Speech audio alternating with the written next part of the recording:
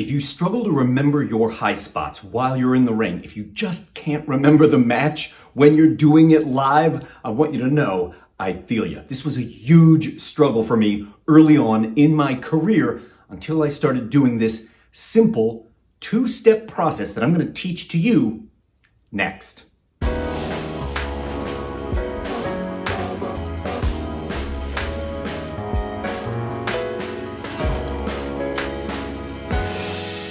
I'm Mike Quackenbush. This is Till We Make It, and if you are as passionate about the craft of professional wrestling as I am, then you have landed in the exact right place. Today's episode starts with a few shout-outs to my newest patrons. So welcome to my Patreon, Jim Mitchell, Isaac Alford, and Sky Rhodes. I am delighted to have you as part of my team. And it could be you getting shouted out in a future installment of Till We Make It. You can join my Patreon at the link, which is down below in the descriptus. For the purpose of an example, let's say that the next match you and I are going to wrestle contains 10 spots. And trying to just remember 10 spots end to end to end, to remember the match as a whole, that is too much. So we're going to parse the match by breaking it into its individual components. Act 1, that's the shine, the open, or the promise. Act 2, you probably know it as the heat or the steam, maybe even the rising tension. And then Act 3, our climax, our go home, the finish to the match. We're going to parse everything into these 3 components. Once we've done all the parsing, then we're going to employ a technique that I learned not from delivering matches, but from delivering speeches. We're going to shorthand each of the pieces to make them easier to recall. Here's why we're going to do this. If you try to remember every single piece of a spot, like we're going to lock up, I'm going to give you a cross chest. This allows me to get to a left half Nelson. I'll turn it into a 3/4 Nelson, but only after we sell that, then I'm doing a full Nelson. We're going to follow that by you switching first up high, but I'll steal it back from you, then again at the waist.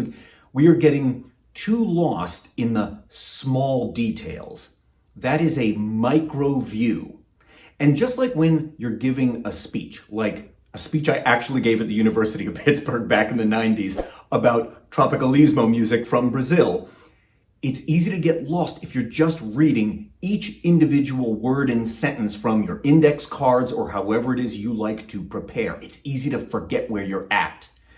But if we shorthand, if we assign each topic in a speech its own shorthand name, it's easier to recall. And we're going to do exactly that, except with our wrestling match. With our upcoming match parsed into 3 acts, let's go about populating Act 1 with 2 spots. One that confirms my in-ring value and one that confirms yours, so that the audience has all the critical context they need to understand. My in-ring value is my technical skill. I'm the master of 1,000 holds. And for this example, let's say that your in-ring value is your strength, your power. So we need a spot that confirms my technical skill. We're going to use that spot where I keep getting you back in a full Nelson no matter what you do. And you're going to do a great spot where at the end, you give me a one-armed body slam that makes it clear to the audience just how strong you are.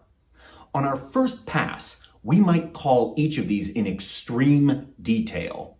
That's the micro view. We're looking at it very granularly.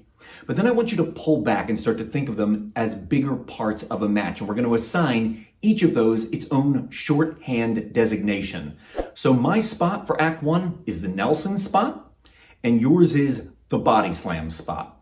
And as long as we feel good about what those tiny little pieces look like, from that point on, we just refer to it by its shorthand name. We've parsed it, and now we've shorthanded it. So Act 1 of our match is simply the Nelson spot and the body slam spot. That's everything you need to know. This mirrors almost exactly the speech that I had to give once. All the critical context has to come early so the listener understands. I've got to explain to them what Brazilian music sounded like before tropicalismo. What was bossa nova? And I have to explain the military dictatorship in Brazil that sets the stage for some form of protest. If I don't do that early, the rest of my presentation doesn't make sense. In the same way that we have to provide that critical context up front in Act 1 so the audience can follow everything else we're going to do. As you and I call all the remaining spots that are going to make up our match, after we've got them broken down at the micro level, we did all that really detailed and granular work, like I'm going to pull myself up one rope at a time, you're going to come toward me in the corner, you'll give me 2 chops, and then you're going to send me across to that far turnbuckle, and when I take it, I'm going to crumble to show how damaged my back is. After that, we parse it. What part of the match does it belong to? This goes in Act 2. It's part of our heat. And then we shorthand it. From that point on, it's just the corner spot. We're going to do this again and again until we have all 10 of the spots that are going to make up our match parsed and shorthanded. Once we've done all the really hard work of coming up with the 10 spots that are going to make up our match, it's typically at this point that I like to excuse myself and run the match back 2 different ways. And if you are struggling to remember your own matches, you can't recall the spots, I want to encourage you to do this exactly the way I do.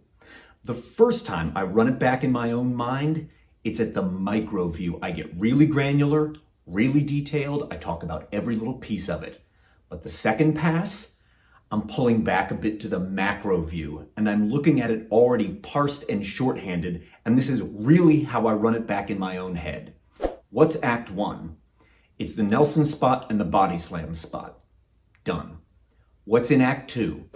The corner spot, the gorilla press spot, the crucifix spot, etc. I go through it at that macro level. I want to be able to feel comfortable switching between the micro and the macro level so that if I ever need to get a shorthand reminder in the ring, if I have to ask you while we're out there, hey, what's next? All you have to say is, it's the corner spot, and I know exactly where we are.